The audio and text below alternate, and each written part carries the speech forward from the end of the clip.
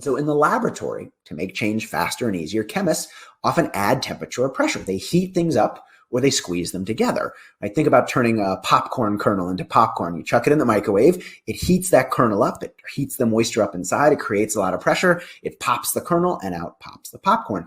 Same thing with change in the lab. Chemists add temperature and pressure. But it turns out that there's a special set of substances that make change happen faster and easier. These substances do everything from clean the grime on your contact lenses to clean the grime on your car's engine, and multiple Nobel Prizes have been won for innovations in this space.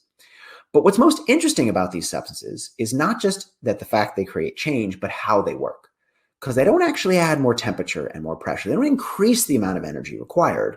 In fact, they make the same amount of change happen with less energy, not more. Right? And these substances very simply are called catalysts. Right? And catalysts, again, when we think about catalysts in the social world, we think about a particular type of person. Well, they were a catalyst for change. They were a catalyst for an action. But catalysts actually have a very specific meaning.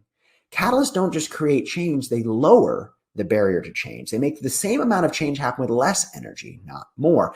And an analogy can be made to the social world, right? Great catalysts, we look around us in our organizations and other organizations, great catalysts don't say, well, what could I do to get someone to change? Instead, they take a subtly but importantly different approach. They say, well, why hasn't that person changed already?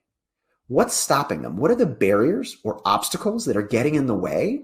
And how by mitigating those barriers or obstacles can it make change more likely?